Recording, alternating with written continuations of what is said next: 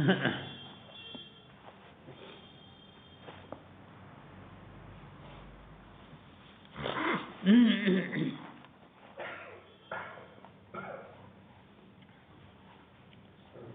اللہ الرحمن الرحیم. وعن ابی طلحہ ان رسول اللہ صلی اللہ علیہ وسلم جاء ذات یوم والبشر فی وجهه فقال انه جاءنی جبریل فقال ان ربک یقول. حضرت طلحہ رضی اللہ تعالی عنہ سے روایت ہے کہ رسول اللہ صلی اللہ تعالی علیہ وسلم ایک دن تشریف لے آئے اس حال میں کہ ان کے چہرے اقدس میں خوشی کے آثار تھے. نبی کریم صلی اللہ تعالی علیہ وسلم کے چہرے مبارک سے خوشی کے آثار نمایاں تھے. نبی کریم صلی اللہ علیہ وسلم بہت خوش تھے. فقال، نبی کریم صلی اللہ تعالی علیہ وسلم نے فرمایا، انہ جاءنی جبریل، میرے پاس جبریل آئے. فقال ان ربک یقول، تو جبریل نے کہا کہ بے شک آپ کا رب فرماتا ہے.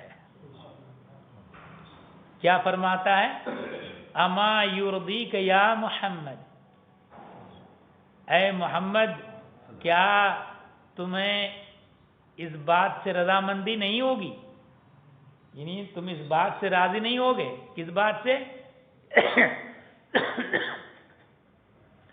کہ اللہ یصلی علیک احد من امتک الا صلیت علیہ عشرا، اس بات سے کہ تمہاری امت میں سے کوئی ایک شخص تم پر ایک بار درود پڑھے، درود بھیجے، تو میں اس کے اوپر 10 بار رحمتیں نازل کروں. کیا اس بات سے تم راضی نہیں ہو؟ اور آگے فرمایا وَلَا يُسَلِّمْ عَلَيْكَ أَحَدٌ مِّنْ أُمَّتِكَ إِلَّا سَلَّمْتُ عَلَيْهِ عَشْرًا، کہ تمہاری امت میں سے کوئی ایک شخص تم پر ایک بار سلام بھیجے تو میں ان پر 10 بار سلام بھیجوں گا. اس بات سے کیا تمہیں راضی نہیں؟ تو حضرت ملا علی قاری فرماتے ہیں کہ یہ جو حصہ ہے، یہ اللہ تعالیٰ نے جو فرمایا وَلَسَوْفَ يُعْطِيكَ رَبُّكَ فَتَرْضَىٰ، کہ ان قریب تمہارا رب تمہیں وہ دے گا کہ تم راضی ہو جاؤ گے.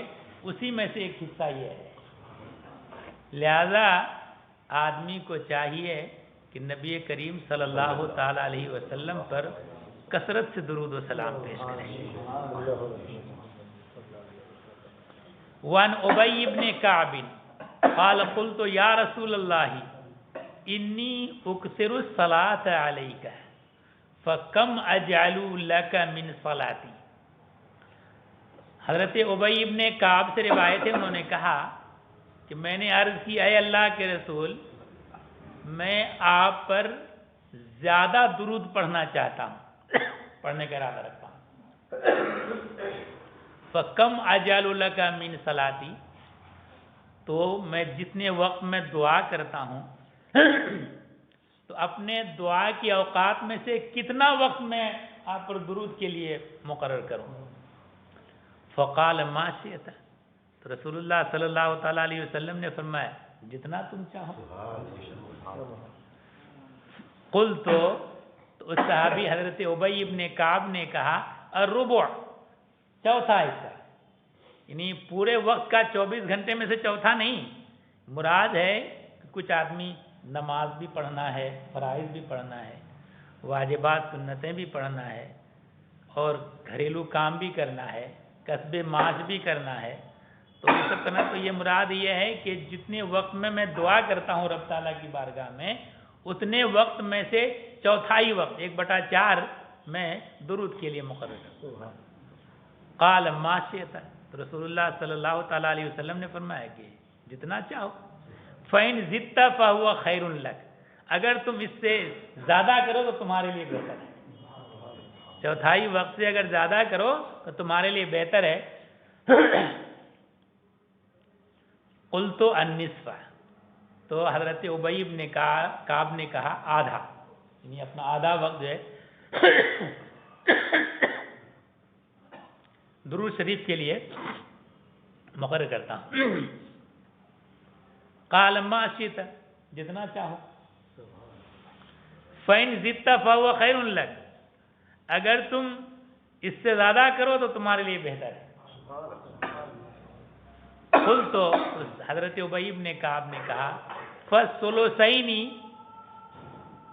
2/3، یعنی 3 حصوں میں سے 2 حصے۔ قال ما شئت، رسول اللہ صلی اللہ علیہ وسلم نے فرمایا کہ جتنا چاہو، فَإِنْ زِدْتَ فَهُوَ خَيْرٌ لَكَ، اگر اس پر بھی زیادہ کرو تو تمہارے لیے بہتر ہے۔ قلت اجعل لك صلاتي كلها، تو انہوں نے کہا کہ اپنا دعا کا پورا وقت آپ پر درود کے لیے میں مقرر کرتا ہوں۔ قال اذن يكفى همك ويكفر لك ذنبك، تو نبی کریم صلی اللہ تعالیٰ علیہ وسلم نے فرمایا کہ اگر ایسا ہے جب تو تمہارے غم کے لیے تمہیں کافی ہے یہ، وَيُكَفَّرُ لَكَ ذَنبُكَ، اور تمہارے لیے تمہارے گناہ مٹا دیے جائیں گے۔ تو نبی کریم صلی اللہ تعالیٰ علیہ وسلم پر درود شریف آدمی اگر ہر وقت پڑھتا رہے تو پھر سارے غموں کا مداوع ہے، اور کثرت سے درود پڑھے تو امید یہ ہے کہ خواب میں نبی کریم صلی اللہ تعالیٰ علیہ وسلم کا دیدار میسر ہو جائے۔ رواہ ترمذی، اس حدیث کو امام ترمذی نے روایت کیا۔ ان فضالة بن عبید قال بینما رسول اللہ صلی اللہ علیہ وسلم قائد اذ دخل رجل فصلى فقال اللہم اغفر لی وارحمنی۔ حضرت فضالہ ابن عبید سے روایت ہے، انہوں نے کہا ہے کہ اس درمیان کہ رسول اللہ صلی اللہ تعالیٰ علیہ وسلم بیٹھے ہوئے تھے، اتنے میں ایک آدمی داخل ہوا مسجد میں، فصلی، تو اس شخص نے نماز پڑھی، اور نماز سے فارغ ہونے کے بعد کہا، یعنی رب تعالیٰ کی بارگاہ میں دعا کی، اللہم اغفر لی وارحمنی، اے اللہ مجھے بخش دے، میرے اوپر رحم فرما۔ فقال رسول اللہ صلی اللہ علیہ وسلم عجلت ایھا المصلی، اور بعض روایتوں میں عجلت ہے کہ اے نمازی، اے نماز پڑھنے والے، تم نے جلدی کر دی، یعنی دعا کرنے میں جلدی کر دی۔ اذا صلیت فقعدت فاحمد اللہ بما هو اہلہ وصلی علی ثم ادعوہ، کیا کرنا ہے؟ تو کہا کہ جب تم نماز پڑھ لو تو بیٹھ جاؤ اور اللہ کی حمد بجا لاؤ جس کا کہ وہ اہل ہے، پہلے اللہ کی حمد بجا لاؤ، وصلی علیہ، پھر مجھ پر درود پڑھو، ثم ادعوہ، اس کے بعد دعا کرو رب تعالیٰ کی۔ تو معلوم ہوا کہ دعا کی قبولیت کے لیے جب رب تعالیٰ کی بارگاہ میں دعا کرے تو سب سے پہلا کام یہ کہ دعا سے پہلے اللہ کی حمد بجانا ہے، اس کے بعد پھر نبی کریم صلی اللہ تعالیٰ علیہ وسلم پر درود پڑھے، پھر اس کے بعد دعا کرے۔ قال، راوی کہتے ہیں حضرت فضالہ ابن عبید کہ ثم صلی رجل آخر، پھر ایک دوسرے شخص نے نماز پڑھی اس کے بعد، فحمد اللہ، تو اس شخص نے اللہ کی حمد ادا کی، وصلی علی النبی صلی اللہ علیہ وسلم، اور نبی کریم صلی اللہ تعالیٰ علیہ وسلم پر درود پڑھا، فقال له النبی صلی اللہ علیہ وسلم، تو نبی صلی اللہ تعالیٰ علیہ وسلم نے اس شخص سے فرمایا، ایھا المصلی، اے نمازی، ادعو تجب، دعا کرو تمہاری دعا قبول کی جائے گی. کہ دعا کی قبولیت کے لیے جو حمد الہی بجا لانا تھا انہوں نے حمد ادا کی اور نبی کریم صلی اللہ تعالیٰ علیہ وسلم پر درود پڑھا. رواہ ترمذی و روا ابو داؤد و نسائی نحوہ. اس حدیث کو امام ترمذی نے روایت کیا اور ابو داؤد نے اور نسائی نے اسی کے مثل.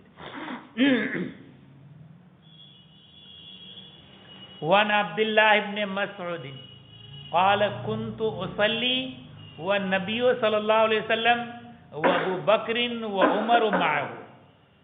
حضرت عبداللہ ابن مسعود رضی اللہ تعالیٰ عنہ سے روایت ہے، انہوں نے کہا کہ میں نماز پڑھ رہا تھا اور نبی کریم صلی اللہ تعالیٰ علیہ وسلم نماز پڑھے تھے اور وہ ابو بکر و عمر معه، اور ان کے ساتھ حضرت ابو بکر اور عمر بھی. فلما جلست بدأت بثناء علی اللہ تعالی. جب میں بیٹھا تو اللہ کی میں نے حمد و ثنا ادا کی. ثم الصلاۃ علی النبی صلی اللہ علیہ وسلم. پھر اس کے بعد نبی کریم صلی اللہ تعالیٰ علیہ وسلم پر درود ادا کی، درود پڑھا. ثم دعوت لنفسی. پھر اس کے بعد میں نے اپنے لیے دعا کی. فقال النبی صلی اللہ تعالیٰ علیہ وسلم. تو نبی کریم صلی اللہ تعالیٰ علیہ وسلم نے فرمایا سل تعطى سل تعطى. تم دعا کرو تمہارے عطا کیا جائے گا. تم دعا کرو تمہیں عطا کیا جائے گا. الفصل الثالث عن ابی ہریرہ قال قال رسول اللہ صلی اللہ علیہ وسلم من سرہ ان یقتال بالمکیال الاوفا اذا صلی علینا اہل البیت فلیقل اللہم صلی علی محمد النبی الامی وازواجہ وامہات المؤمنین وذریتہ. حضرت ابو ہریرہ رضی اللہ تعالیٰ عنہ سے روایت، انہوں نے کہا کہ من سرہ ان یقتال، جس کو خوشی ہو اس بات سے. اقتال اور یقتالو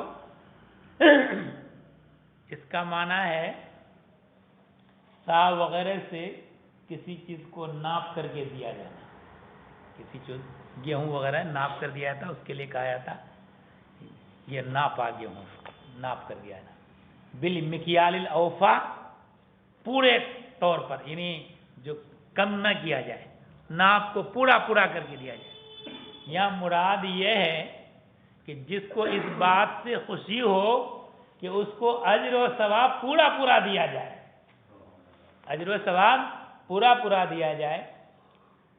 تو کہا کہ اذا صلی علینا اہل البیت، تو جب ہم اہل بیت پر درود پڑھے تو یوں کہے، یعنی اگر چاہتا ہے کہ اس کو درود پڑھنے کا اجر پورا پورا ملے تو چاہیے کہ ہم اہل بیت پر درود پڑھے تو اس طرح کہے. کیا کہے؟ اللہم صلی علی محمد النبی الامی وازواجہ امہات المؤمنین وذریتہ واہل بیتہ کما صلیت علی آل ابراہیم انک حمید مجید. تو اب جو ہے نبی کریم صلی اللہ تعالیٰ علیہ وسلم نے تو اتنا فرمایا کہ اللہم صلی علی محمد، لیکن فقہاء کرام فرماتے ہیں کہ محمد کے نام مبارک سے پہلے لفظ سیدنا بڑھا دے تو اور اچھا ہے. لہذا یوں درود پڑھے اللہم صلی علی سیدنا محمد. اس کا معنی ہوا کہ اے اللہ رحمت نازل فرما ہمارے آقا سیدنا، ہمارے آقا محمد صلی اللہ تعالیٰ علیہ وسلم پر جو نبی امی ہیں. نبی ہیں تو سب جانتے ہیں، امی کا مطلب یہ ہے کہ اللہ تبارک و تعالی نے نبی کریم صلی اللہ تعالیٰ علیہ وسلم کو ایسا بنایا کہ سب لوگ سارے انسان ان کی تعظیم کریں اور نبی کریم صلی اللہ تعالی علیہ وسلم کو کسی کی تعظیم نہ کرنا پڑے. اس لیے بچپن سے پیدائش کے بعد سے لے کر کسی استاذ کا ان کو شاگرد نہیں بنایا. اللہ ہی نے ان کو علم عطا فرمایا. تو امی ہونا، کسی استاذ کے سامنے زانو ادب تہ نہ کرنا دوسروں کے حق میں تو عیب ہے، کیونکہ ظاہر سی بات ہے بغیر استاذ کے پاس پڑھے ہوئے علم نہیں آئے گا. لیکن نبی کریم صلی اللہ تعالیٰ علیہ وسلم کی حق میں کمال ہے کہ اللہ تعالیٰ نے ان کو ایسا بنایا کہ ساری کائنات کے لوگ ان کی تعظیم کریں، اور ان کے لیے کسی کو ان سے زیادہ معظم نہیں بنایا ہے نا، کہ سب لوگ ان کی تعظیم کریں، ان کو کسی کی تعظیم نہ کرنا. تو نبی امی پر وہ ازواج ہی اور ان کے ازواج پر جو کہ تمام مومنین کی مائیں ہیں، نبی کریم صلی اللہ تعالیٰ علیہ وسلم کی جو بیویاں ہیں ان کا درجہ دیگر مومنین کے لیے ماں کا درجہ ہے، اور ماں ہی کی طرح حقوق بھی ہیں. لہذا نبی کریم صلی اللہ تعالیٰ علیہ وسلم کی حیات ظاہرہ سے پردہ فرمانے کے بعد ان کی ازواج مومنین کے لیے ماں، تو کسی مومن سے ان کا نکاح روا نہیں، کیونکہ ماں کے درجے میں وہ ماں ہے. تو اس لیے فرمایا کہ امہات المومنین، اور خود قرآن کریم میں موجود ہے ازواج امہات وہ اہل و ذریت ہی، اور ان کی ذریات پر، اولاد پر، وہ اہل بیت ہی اور ان کے گھر والوں پر، کما صلیت علی آل ابراہیم ہے، لیکن بہتر یہ کہ علی آل سیدنا ابراہیم یہاں بھی پڑھیں. تو جس طرح کہ تو نے رحمت نازل فرمائی ہمارے آقا ابراہیم علیہ السلام کی آل پر، انک حمید مجید، تو ہی ہے حمد والا، تو ہی ہے عظمت والا. روا ابو داؤد، اس حدیث کو ابو داؤد نے روایت کیا. وعن علی رضی اللہ عنہ قال قال رسول اللہ صلی اللہ علیہ وسلم البخیل الذی من ذکرت عندہ فلم یصلی علی. حضرت علی رضی اللہ تعالی عنہ سے روایت ہے، انہوں نے کہا کہ رسول اللہ صلی اللہ تعالی علیہ وسلم نے فرمایا کہ بخیل وہ شخص ہے کہ جس کے سامنے میرا ذکر ہو، میرا نام لیا جائے، فلم یصلی علیہ، تو وہ مجھ پر درود نہ پڑھے. تو یہیں سے معلوم ہو گیا کہ رسول اللہ صلی اللہ تعالی علیہ وسلم کا جب بھی بندہ نام مبارک ذکر کرے تو ساتھ میں درود ضرور پڑھے، اور صرف ذکر کرنے والا ہی درود نہ پڑھے، بلکہ جن کے سامنے نام مبارک ذکر کیا جائے، نبی کریم صلی اللہ تعالی علیہ وسلم کا ذکر کیا جائے، تو وہ بھی درود پڑھیں. اور انہی کے سننے والوں کے بارے میں کہا کہ ان کے سامنے نام مبارک لیا جائے اور وہ درود نہ پڑھے تو کہا کہ وہ بخیل ہے. رواہ ترمذی، اس حدیث کو امام ترمذی نے روایت کیا. وہ رواہ احمد عن الحسین ابن علی، اور اسی حدیث کو امام احمد نے حضرت حسین ابن علی رضی اللہ تعالیٰ عنہما سے روایت کیا. وقال الترمذی ھذا حدیث حسن صحیح غریب. امام ترمذی نے کہا کہ حدیث حسن صحیح غریب ہے. وعن ابی ہریرہ قال قال رسول اللہ صلی اللہ علیہ وسلم من صلی علی عند قبری ومن صلی علی نائیا ابلغتہ.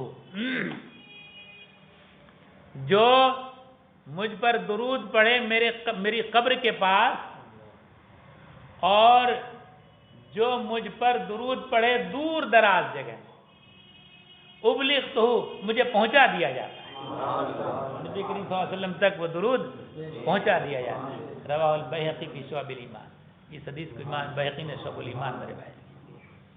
وعن عبد الله بن عمرو قال من صلى على النبي واحدة صلی اللہ علیہ وملائکتہ 70 صلاۃ. سبحان اللہ. حضرت عبداللہ ابن عمرو سے روایت ہے، انہوں نے کہا کہ جو شخص نبی کریم صلی اللہ تعالی علیہ وسلم پر ایک بار درود پڑھتا ہے تو اللہ تبارک و تعالی اس پر اور فرشتے اللہ تعالیٰ اس پر 70 رحمت نازل فرماتا ہے اور فرشتے 70 بار استغفار کر دیں.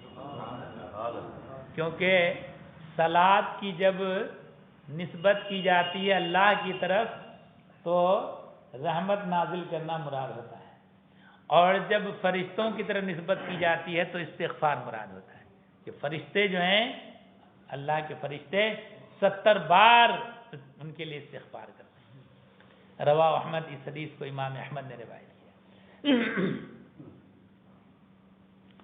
وعن رویفع ان رسول اللہ صلی اللہ علیہ وسلم قال من صلی علی محمد وقال اللہم انزلہ المقعد المقرب عندک یوم القیامہ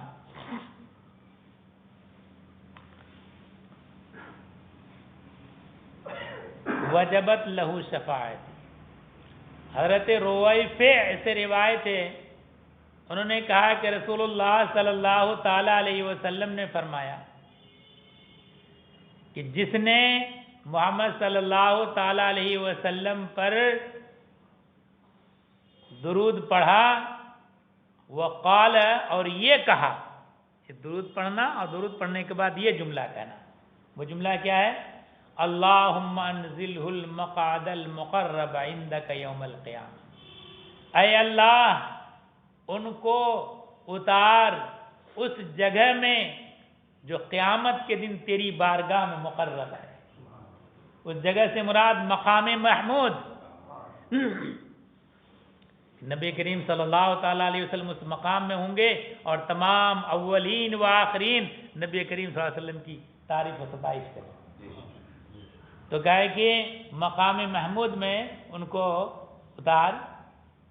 تو جو ایسا کہے گا درود پڑھنا ہے اور یہ دعا کرنا ہے کہ اے اللہ ان کو ایسی جگہ میں اتار جو تیرے نزدیک قیامت کے دن مقرر ہے. تو کیا انعام ملے گا؟ وجبت لہو شفاعتی، تو اس کے لیے میری شفاعت واجب ہو جائے گی. رواہ احمد، اس حدیث کو امام احمد نے روایت کیا. وعن عبد الرحمن بن عوف قال خرج رسول اللہ صلی اللہ علیہ وسلم حتی دخل نخلا فسجد فاطال السجود. حضرت عبد الرحمن ابن عوف سے روایت ہے، انہوں نے کہا کہ ایک دن رسول اللہ صلی اللہ تعالی علیہ وسلم نکلے یہاں تک کہ کھجور کے باغ میں داخل ہوئے اور وہاں جا کے فسجد سجدہ کیا. فاطال السجود، تو سجدہ بہت طویل کر دیا، اتنا طویل حتی خشیت ان یکون اللہ تعالی قد توفاہ، یہاں تک کہ ہم لوگوں کو یہ اندیشہ ہو گیا کہ کہیں اللہ تعالیٰ نے ان کو وفات تو نہیں کی. قال فجئت انظر، تو ان کو دیکھتے ہوئے ڈھونڈتے ہوئے ہم لوگ نکلے، پہنچے وہاں. جب ہمیں دیکھا فرفع راسہ، تو نے اپنا سر مبارک سجدے سے اٹھایا. فقال ما لک، تمہارا کیا حال ہے، کیا معاملہ ہے کہ یہاں تم لوگ آ گئے. فذکرت لہ ذلک، تو میں نے نبی کریم صلی اللہ تعالیٰ علیہ وسلم سے یہ معاملہ ذکر کیا، یہ بات ذکر کی. یا رسول اللہ بہت دیر ہو گئی تو ہمیں اندیشہ اور خوف ہوا کہ کہیں ایسا تو نہیں کہ نبی کریم صلی اللہ علیہ وسلم کی وفات ہو گئی. قال، تو نبی کریم، یہ صحابی کہتے ہیں، راوی کہتے ہیں، فقال، تو رسول اللہ صلی اللہ تعالیٰ علیہ وسلم نے فرمایا ان جبریل علیہ السلام قال لی، جبریل علیہ السلام نے مجھ سے کہا الا ابشرک ان اللہ عز وجل یقول لک، کیا میں آپ کو اس بات کی خوشخبری نہ سنا دوں کہ اللہ تبارک و تعالیٰ آپ سے یہ کہیں؟ آپ کو میں اس بات کی خوشخبری نہ سنا دوں کہ اللہ تعالیٰ آپ سے یہ کہے؟ کیا کہے؟ من صلی علیک صلاۃً صلیت علیہ، کہ جو آپ پر درود پڑھے ان پر اللہ تبارک ان پر، یعنی اللہ تعالیٰ فرمائے کہ میں ان پر رحمت نازل کروں، ومن سلم علیک، اور جو تم پر سلام بھیجے میں ان پر سلامتی نازل کروں۔ رواہ احمد، اس حدیث کو امام احمد نے روایت کیا۔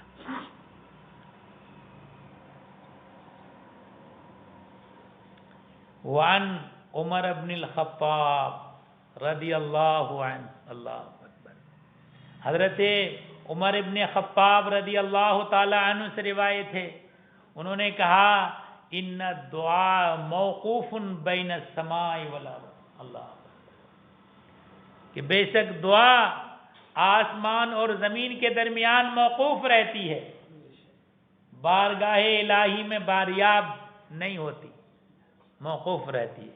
کب تک؟ تو فرمائے لا یسعد منہ شیء، اس میں سے کچھ بھی رب تعالیٰ کی بارگاہ میں باریاب نہیں ہوتی۔ کب تک؟ حتیٰ تصلی علی نبیک، جب تک تم کی اپنی نبی پر درود نہ پڑھو۔ تو معلوم ہوا کہ جب درود پڑھا جائے تو پھر اس صورت میں وہ درود ان دعاؤں کو لے کر بارگاہ خداوندی میں حاضر ہو جاتی ہے۔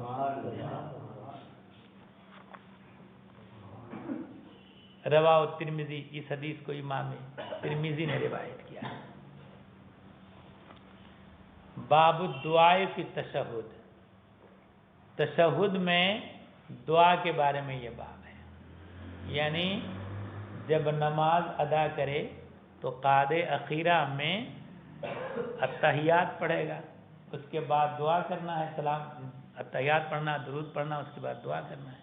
تو اس دعا کے بعد ان عائشہ رضی اللہ عنہا قالت کان رسول اللہ صلی اللہ علیہ وسلم یدعو فی الصلاۃ،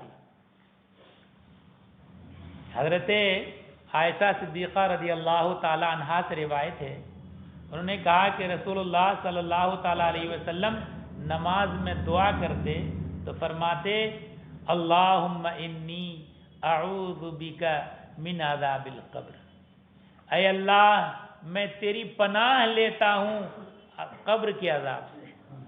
تو یہ سب اللہ کی بارگاہ میں دعا کرنا ہے اور امت کی تعلیم بھی، کہ امت لوگ یہ اس طرح رب تعالیٰ کی بارگاہ میں دعا کریں۔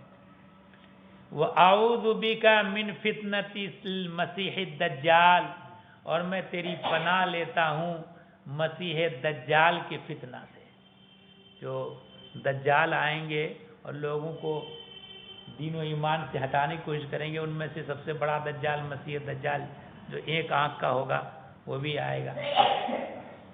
تو کہا کہ وَأَعُوذُ بِكَ مِنْ فِتْنَةِ الْمَحْيَا وَفِتْنَةِ الْمَمَاتِ، اور میں تیری پناہ لیتا ہوں حیات زندگی کے فتنے سے اور موت کے فتنے سے۔ تو زندگی کا حیات اور موت کا فتنہ کا کیا مطلب؟ کہ حیات میں فتنہ یہ ہے کہ آدمی کا صبر زائل ہو جائے، یعنی کوئی پریشانی مشقت ہو تو صبر نہ کرے۔ اللہ تبارک و تعالیٰ نے صبر کا حکم دیا ہے کہ تمہارے اوپر کوئی پریشانی آفت آئے تو صبر کرو۔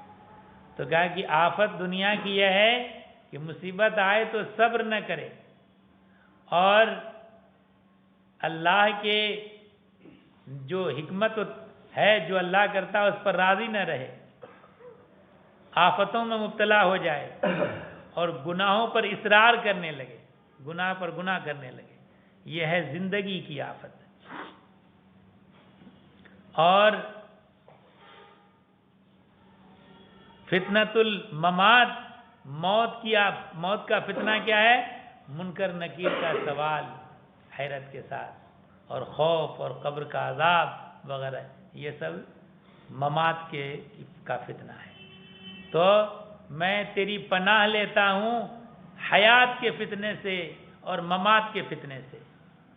اللہم انی اعوذ بک من المعاصم والمغرم، اور اے اللہ میں تیری پناہ لیتا ہوں گناہوں سے اور مغرم سے۔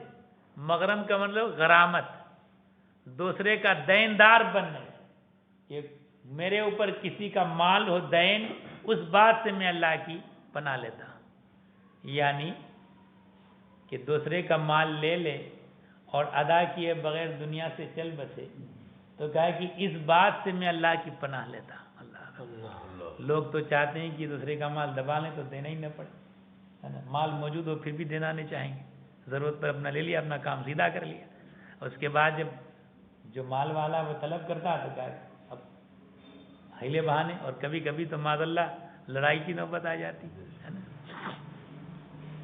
اور ساتھ میں ایک مسئلہ بھی بتا دیں، دین ایک ہوتا ہے کوئی مال خریدا اور ثمن ادا کرنے کے لیے وقت مقرر کر لیا تو دین مؤجل کہلاتا ہے وہ، اور ایک ہے کسی سے آپ نے قرض لیا، اور اگرچہ قرض لیا یہ کہہ کر کے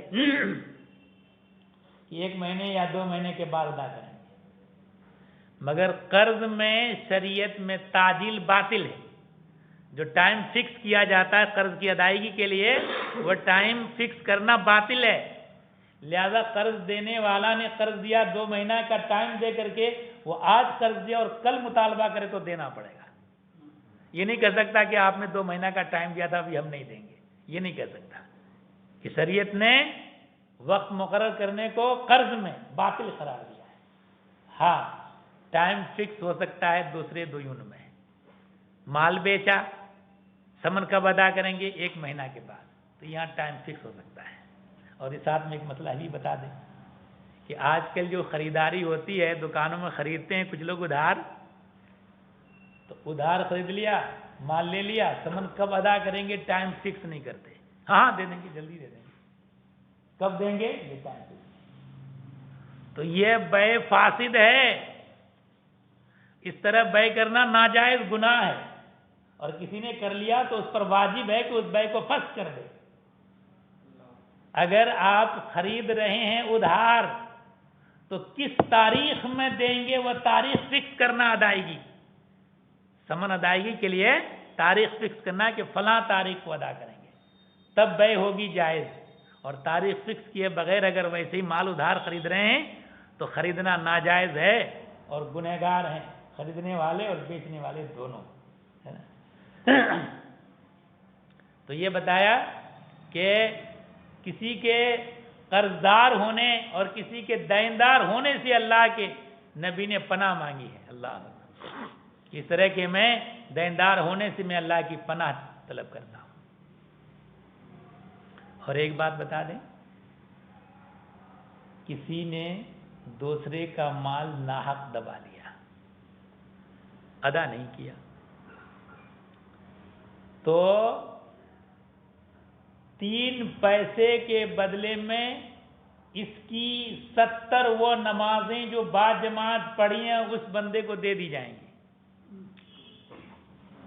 3 پیسے کے بدلے میں 70 نمازیں، اور 1 روپیہ میں کتنا، 100 روپے میں کتنا، حساب لگا لیجیے، پوری زندگی کی کمائی ختم ہو جائے گی۔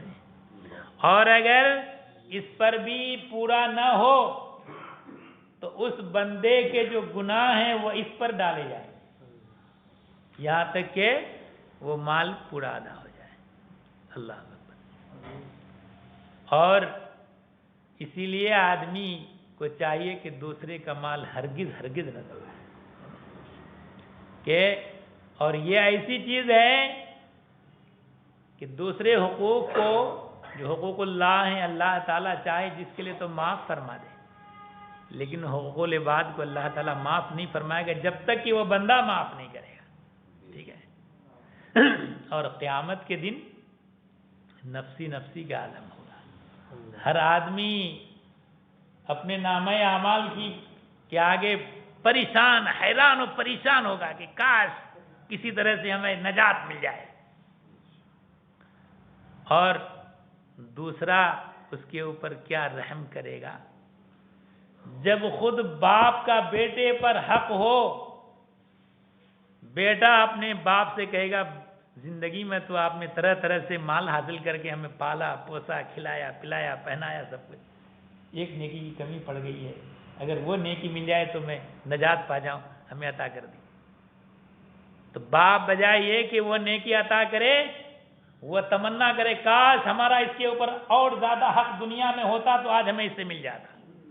اللہ، وہ وقت ہوگا ہے نا، بیٹا باپ سے رحم کی گہار لگائے گا، لیکن باپ یہ تمنا کرے گا کہ میرا بیٹے پر اور حق ہوتا دنیا میں تو آج ہمیں وہ حق مل جاتا۔ اللہ، تو اللہ تبارک و تعالیٰ سے دعا کرنا چاہیے کہ اللہ تبارک و تعالیٰ ہمیں نیک عمل کی توفیق عطا فرمائے اور خاص طور پر دوسرے کا مال ناحق دبانے سے بچائے۔ فقال له قائل، تو ایک کہنے والے نے ان سے کہا، ما اکثر ما تستعید من المغرم، کہ آپ دیندار بننے سے زیادہ ہی اللہ کی پناہ طلب کرتے ہیں۔ ان الرجل اذا غرم حدث فکذب، تو کہا کہ معاملہ یہ ہے کہ جب آدمی دیندار بن جاتا ہے، کسی کا دیندار بن جاتا ہے، حدث فکذب، بولتا ہے تو جھوٹ بولتا ہے۔ دوسرا والا مانگتا ہے کہ میرا دین دے دو، مال موجود ہے، کہتا ہے کہ نہیں صاحب ابھی نہیں ہے، بعد جھوٹ بول گیا، کہ جب بولتا ہے تو جھوٹ بولتا ہے۔ وَوَعَدَ فَأَخْلَفَ، اور وعدہ کرتا تو وعدہ خلاف، جب کل دے دیں گے، کل آیا نہیں دے رہا۔ تو یعنی معاملہ یہ ہوتا ہے جس کے اوپر دین ہو تو جب بولے گا جھوٹ بولے گا، وعدہ کرے گا تو وعدہ خلافی کرے گا۔ تو اس لیے اللہ کے رسول صلی اللہ علیہ وسلم نے تعلیم امت کے لیے دیندار بننے سے اللہ کی پناہ طلب کی ہے۔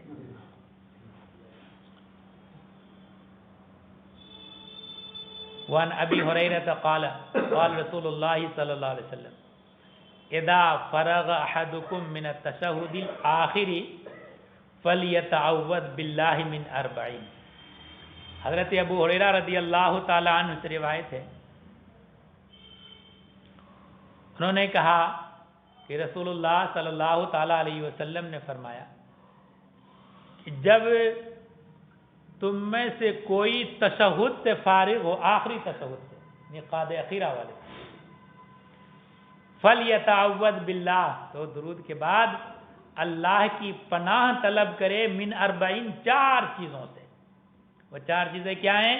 من عذاب جہنم، جہنم کے عذاب سے، ومن عذاب القبر، اور قبر کے عذاب سے، ومن فتنة المحیا والممات، اور حیات کے فتنے سے اور ممات کے فتنے سے، ومن شر المسیح الدجال، اور مسیح الدجال کے فتنے سے۔ وعن ابن عباس رضی اللہ عنہما، حضرت ابن عباس رضی اللہ تعالی عنہما سے روایت ہے کہ ان النبی صلی اللہ علیہ وسلم کان یعلمہم ھذا الدعاء کما یعلمہم السورۃ من القرآن۔ حضرت ابن عباس رضی اللہ تعالی عنہما سے روایت ہے کہ نبی صلی اللہ تعالی علیہ وسلم ان لوگوں کو یہ دعا اس طرح سکھاتے تھے جس طرح سے قرآن کریم کی سورت سکھاتے ہیں۔ قرآن کریم کی سورت سکھانے میں بہت زیادہ اہتمام فرماتے، تو اس دعا کے سکھانے میں اہتمام کرتے۔ یقولو، کہتے، کیا کہتے؟ قولو، تم لوگ کہو، اللہم انی اعوذ بک من عذاب جہنم، اے اللہ میں تیری پناہ لیتا ہوں جہنم کے عذاب سے، وَأَعُوذُ بِكَ مِنْ عَذَابِ الْقَبْرِ، اور میں تیری پناہ لیتا ہوں قبر کے عذاب سے، وَأَعُوذُ بِكَ مِنْ فِتْنَةِ الْمَسِيحِ الدَّجَّالِ، اور میں پناہ لیتا ہوں مسیح الدجال کے فتنے سے، وَأَعُوذُ بِكَ مِنْ فِتْنَةِ الْمَحْيَا وَالْمَمَاتِ، اور میں پناہ لیتا ہوں زندگی زیست کے فتنے سے اور موت کے فتنے سے۔ رواہ مسلم، اس حدیث کو امام مسلم نے روایت کیا ہے۔